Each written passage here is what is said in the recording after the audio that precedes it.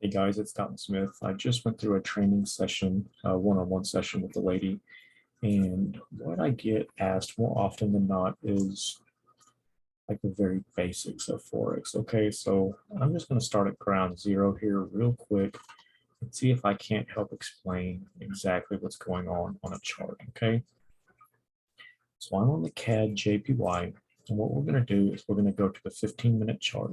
Okay, now in the background here, we have the Ninja Matrix and we have the Ninja Cater. Okay, we're going to ignore that, but I'm going to leave it on. So let's look at some candles real quick. Okay, so a green candle means an up market and a red candle means a down market. Okay, so on a 15-minute chart, every candle represents a 15-minute period. Okay, so over a 15-minute period, the market was in a sell, and then we cross over where the candles are even. And in this 15-minute period, the market was a buy. And then we cross over where the candles are even. In this period, 15-minute period, the market was a sell. We crossed over, we had another sell. We cross over, we had a buy, cross over, sell. Okay. Now the reason they call these candles is because at the top here, this looks like a wick, right? The body of a candle. And then we have the wick right here.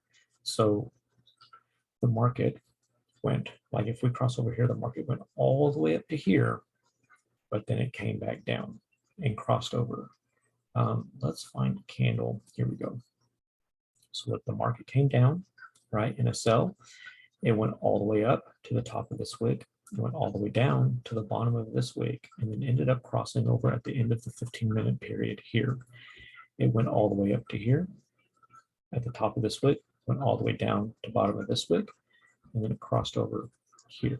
Okay, so if I go to a 5-minute chart, every candle is 5 minutes long.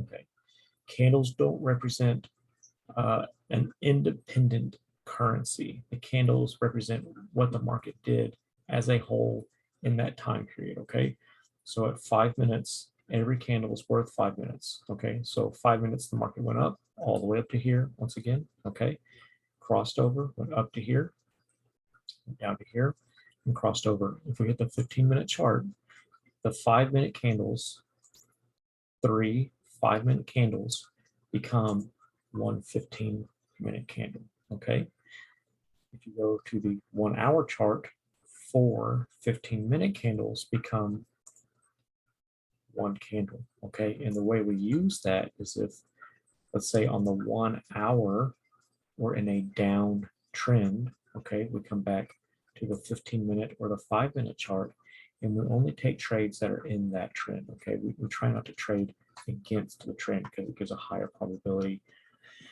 of winning the trade. So I'm going to show you how to trade directly on the Tradingview platform. Okay, so what we're going to do is we're going to come down here and open up the trading panel.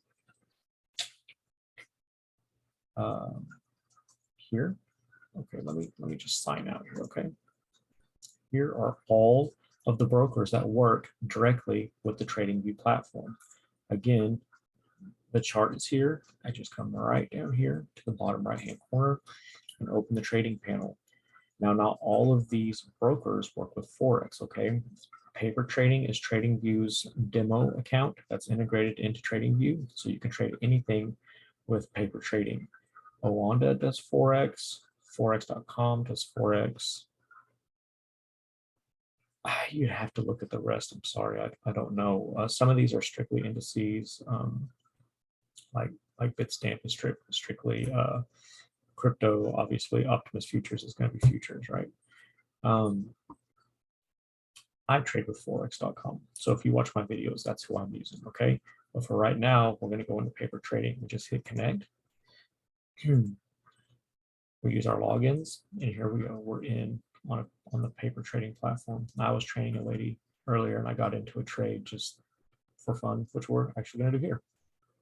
But this is the account I use to train people.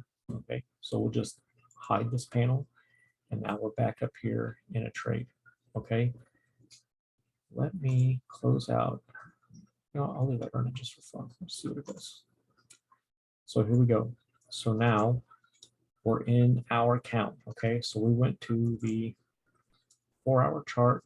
Now the matrix says we're in a buy. Okay, but I have my matrix set on the 1-hour time frame, so ignore the way the matrix looks right now. Okay, let's go to the 1-hour chart.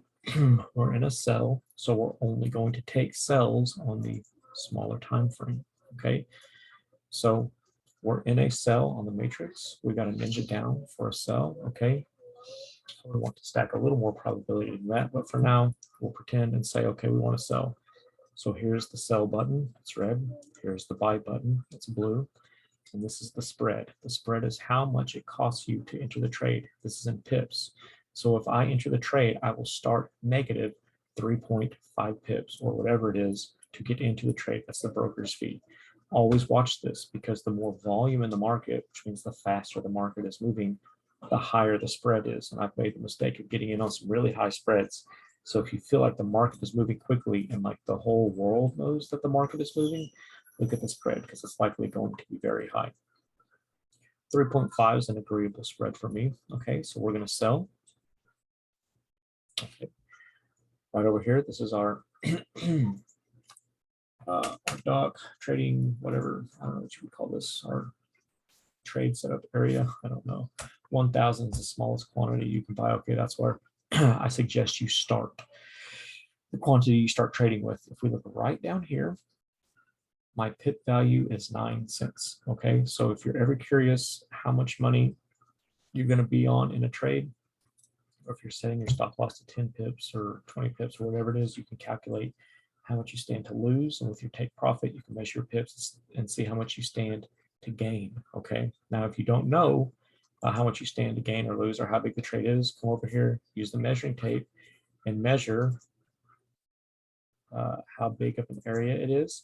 That's 29.9 pips. Okay.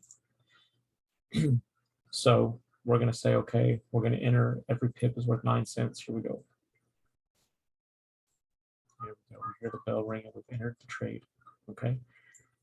Move this up a little bit to the center of the screen.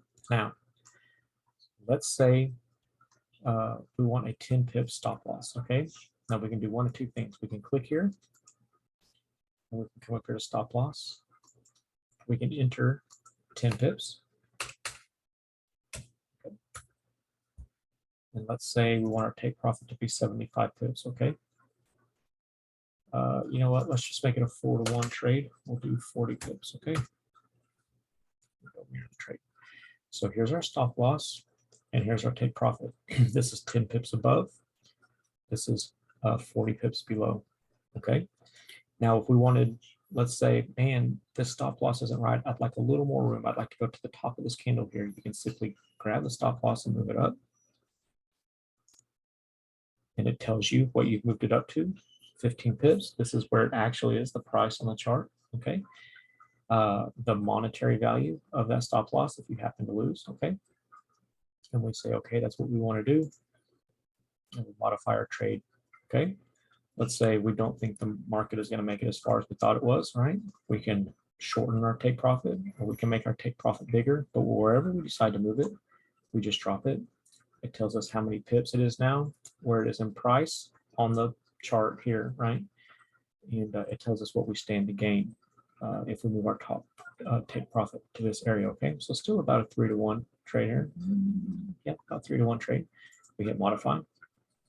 Okay, if we want to remove our stop loss, we just click here, remove our stop loss. If we want to remove our take profit, we just click here and remove our take profit.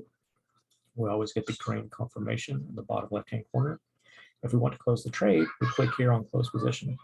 Okay, now I want to show you something else. If we re-enter this trade, okay, once we get into profit, okay, not now, not while we're in the negative, but once we move to profit, we can come over here to stop loss. Oh, here, right here where it says stop loss. Oh, I might have to undock for this. I'm sorry. Undock. That's actually not going to give me the option until I get into profit. Okay, which is probably smart. let's redot this up here. So once you get into profit, right here, the stop loss is going to, it's underlined. It gives you an option. You click stop loss, and you can do a trailing stop loss. And what that means is once you get into like, let's say you get into like 15 pips of profit, and you say, well, what if it happens to go past my take profit? What if instead of going to 40 pips, it goes 150 pips or whatever it is, right? Well, what you can do is you can turn off your take profit. Okay. And you can come here to your stop loss. Let's take this up too. We can come here to our stop loss. And it will say, you'll open this up and it'll say trailing stop loss. How many pips would you like to trail by? Usually 10, 15, 20 pips, right? I try to do about 10 because I don't want the trade to go backwards very much. And all it does, once the market moves down into profit, your stop loss will simply stay 10 pips behind the current market value, right? Every time the market moves, it'll stay behind it, stay behind it. When the market turns, it stops. And if the market goes back up 10 pips, it shuts you out of the trade, okay? So when you set stop loss and when you set take profit, you can at that point close your phone, close your laptop, and the trade is managed. You are safe. You're never going to lose more or make more. You're never going to lose more than your stop loss. You're never going to make more than your take profit, okay? This is a secure trade. Okay, right over here is your watch list. Okay, you can add currencies to your watch list here. You just type in, we'll just do like a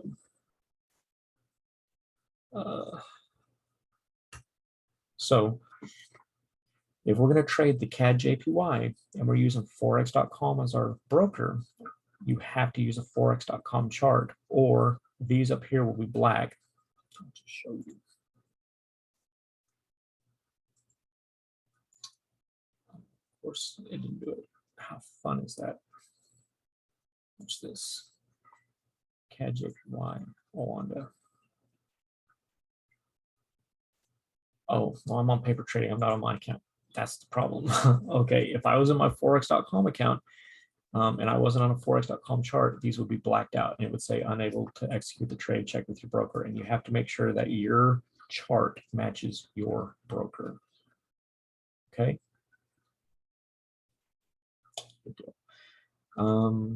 So you can organize your charts. You can see I have mine kind of organized alphabetically. And you just drag them wherever you want them.